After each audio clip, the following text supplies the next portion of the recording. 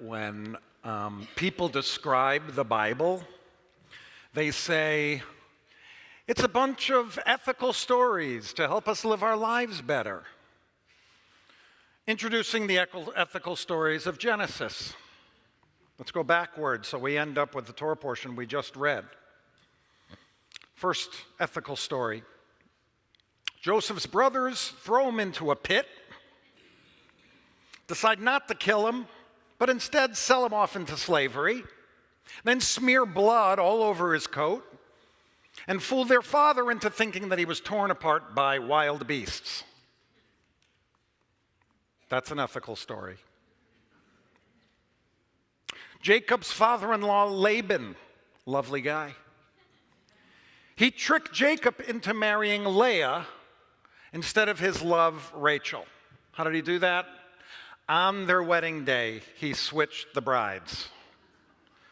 Did you ever wonder why you look under the veil?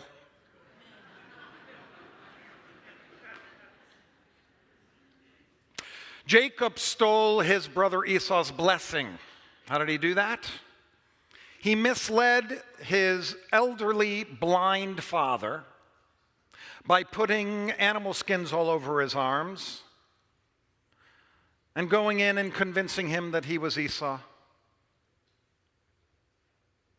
He had already tricked Esau out of his birthright for a bowl of soup when Esau was completely famished. I would imagine kind of like we're all feeling right now. And he wasn't thinking straight. Abraham, he passed off his wife as his sister so he wouldn't be killed. Twice. And last week we read when Abraham cast his firstborn Ishmael with his mother Hagar out of the camp, and he gave them one canteen of water as he did so. And we also read how Abraham brought his other son Isaac to a mountain in order to slaughter him. And finally, we land on the story we read this week, story of Cain and Abel. Spoiler alert, Cain kills Abel. These stories are not people at their ethical best. They are human beings at their most base, their most faulty, their most treacherous. They are guilty. All of these characters, and by the way, I could have done maybe another 10 of these. They're all guilty of bullying, abandonment, deception, manipulation, fraud, gluttony, lying, cruelty, exploitation, emotional and physical abuse, and murder. Some of the same things that we will say we're guilty of when I'm done with this sermon. So as I agree that the biblical stories can help us to live our lives, it isn't because the characters are better than us, but because they're just like us, flawed people who are drawn to their darker side just like we are. They're not superhuman. They're merely human. And they act and react just like people in the 21st century, which is at once remarkable and disheartening, because we really haven't changed very much in 3,000 years.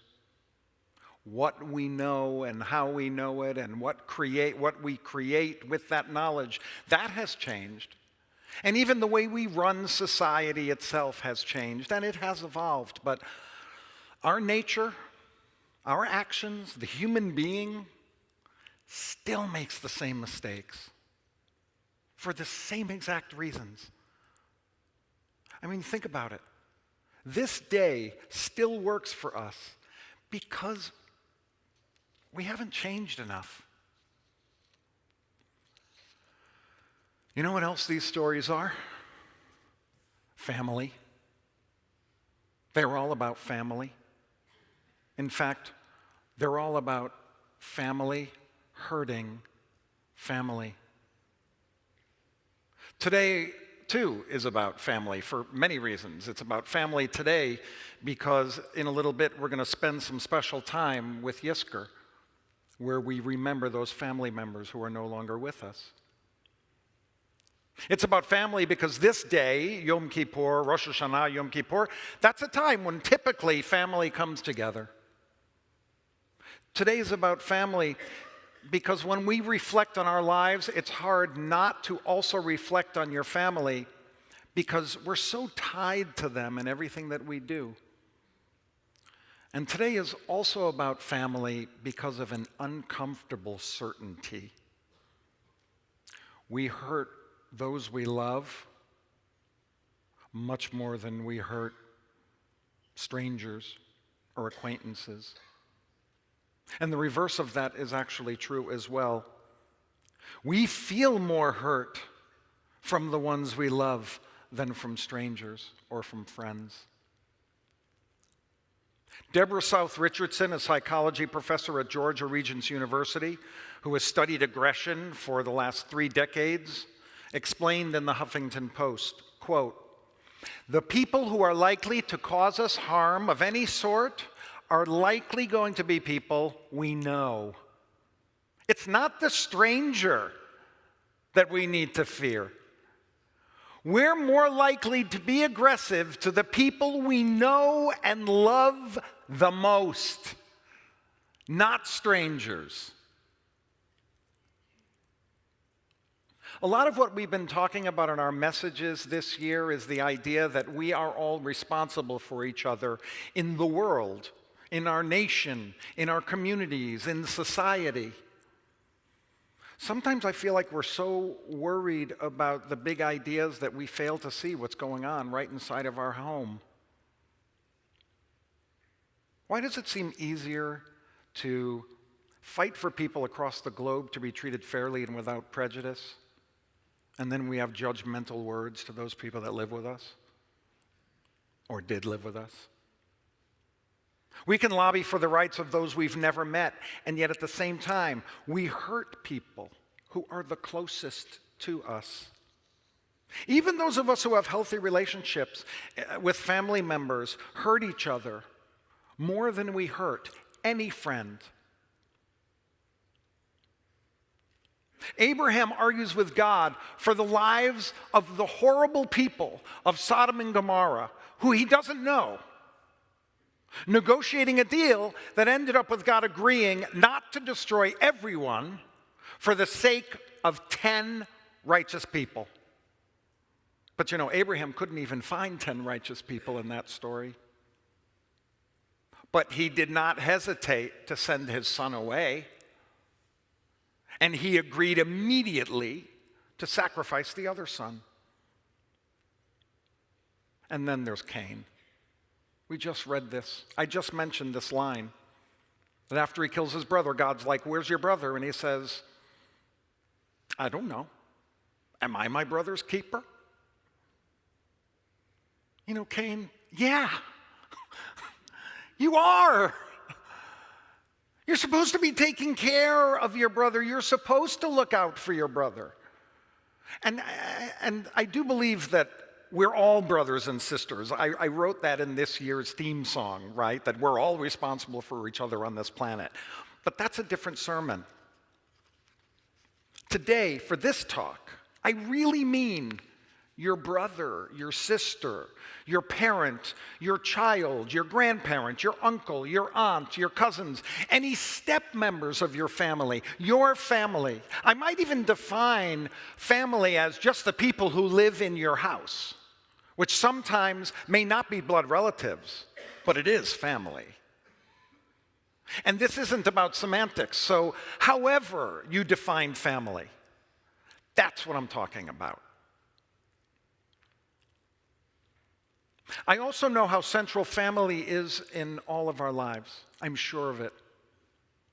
In all of the times that I've been sitting in living rooms with grieving families talking about a lost loved one, probably 90% of the time, it comes down to one theme. The most important thing in their loved one's life was family. Even those people who appear to be all about work, all about success, all about career, in the end, it comes down to family. I know this is true, which makes it even more alarming to admit that we are cruelest to the people that we're closest to. Dr. Margaret Clark at Yale University said, quote, and this is remarkable, "The fact that you can be meanest to the ones you love is not a sign that you feel most negative to loved ones, but that you feel the most comfortable to express your negative emotions to them." We do let our guards down when we get home. When we're out in the world, we self-present. We put our best foot forward. I mean, think about it. Has anyone here ever posted a really horrible picture of yourself online? But when we get home, we take off that filter that's there for people to accept us and for people to like us. We are so comfortable with family that we have no fear of them not liking us. There was a study done in 2007 by Elizabeth Dunn of the University of British Columbia about the difference between the way couples and the way strangers interact. One of Dunn's studies involved couples that were together at least, this was like their definition of veteran couples, 3 months. And she asked some of these couples to self-present to each other, to try and make a good impression. In other words, talk to the person as if you'd kind of met them a little bit, but you don't know them that well. And then the other couples, she told them to just have conversations like you're a regular couple having a conversation with each other. Guess what happened? They found that the couples who self-presented were significantly happier with the interactions than the ones who spoke with each other like they were in a long-term relationship. Dunn says, quote, "I know that my husband or my mother will love me if I'm the worst version of me, and that's freeing. But ultimately, acting like the worst version of me isn't going to make me feel great about myself. In our research, we found that there are hidden emotional benefits to being your best self, even around the people that do not demand that you be your best at all times." Okay, so let's just take a tiny little commercial break here, and because I want to show you some typical responses that might illustrate this point a little better. So we're going to have some responses by a stranger or a friend or an acquaintance, and we'll have responses by family members. So someone says, "I just got a new car. I'm so excited." The friend or the stranger says, "That is so great. I hope you enjoy it." A family member says, "Why didn't you get a Toyota?"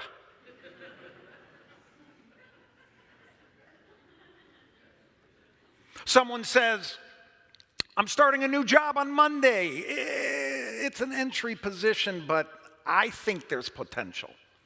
A friend, acquaintance, stranger says, "That is so great. You totally deserve that." Do I even have to say what the family member says?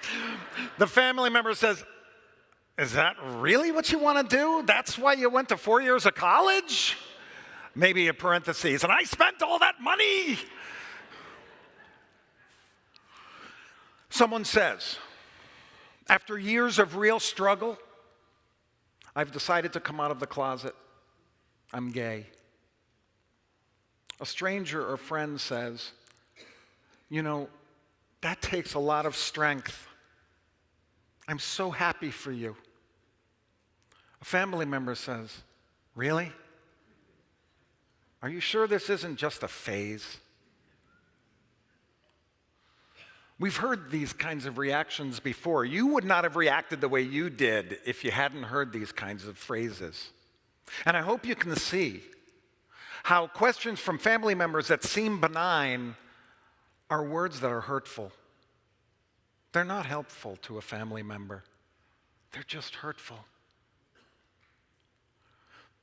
Now we're moving into an area where I'm actually a little bit above my pay grade as a psychologist.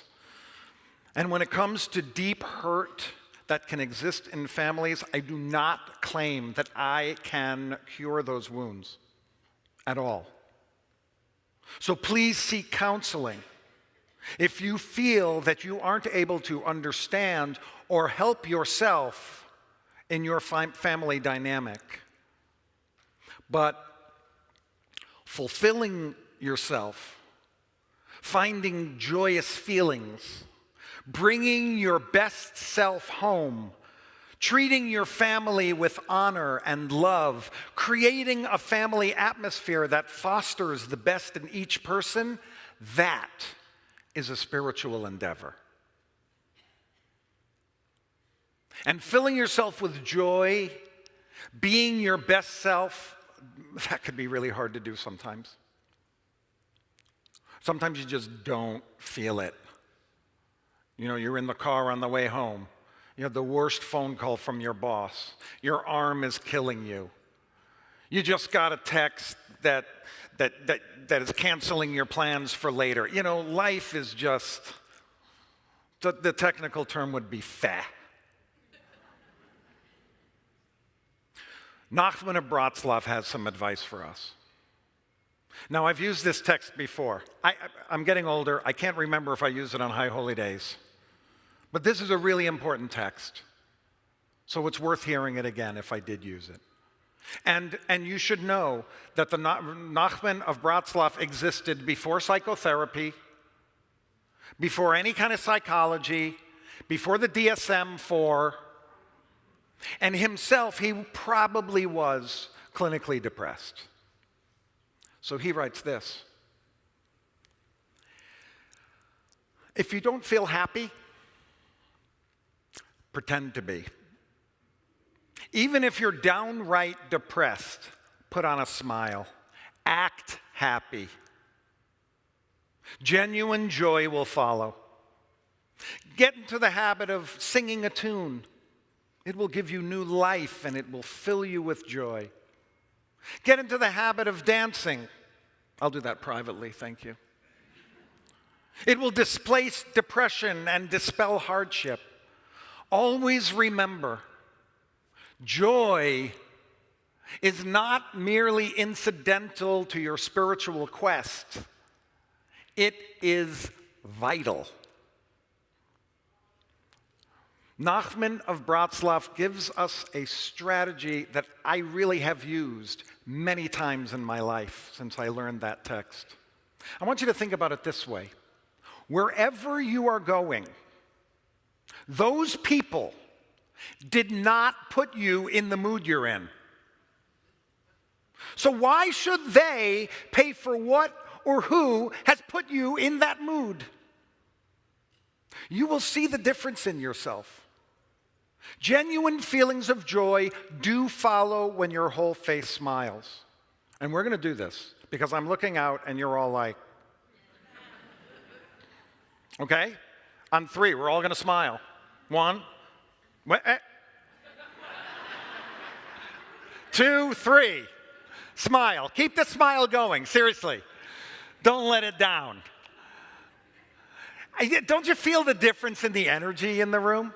You're not smiling enough for me. Come on, give me a bigger one. My father-in-law's not smiling.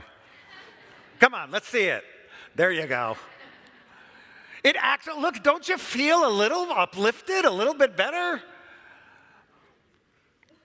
I know it sounds simplistic. She's not. I know it sounds simplistic, but I also know this works. It can be extremely helpful in lifting up your spirit. And most importantly, it puts you into a different mind space. so that you can have conversations you need to have with an uplifted spirit. So, where do we go from here? You don't have to go anywhere. It's Yom Kippur. Reflect on your actions. Be honest with yourself. And resolve to make yourself better. I'm giving you one small spiritual invitation to think about. Put your best self forward within your family circle. Put your best self forward. I also threw in a little bit of spiritual strategy. That was free. Because this task is very difficult. If you're not feeling your best, sing, dance, put on a little smile, and the rest of you will follow. May your year be filled with love of your family and your friends. May you take responsibility to them seriously and resolve and strengthen those relationships. May you find that love and positive, constructive work towards peace and contentment can bring you the balance you need to be your best self. Ken Yeh Ratzon. May you have an easy fast.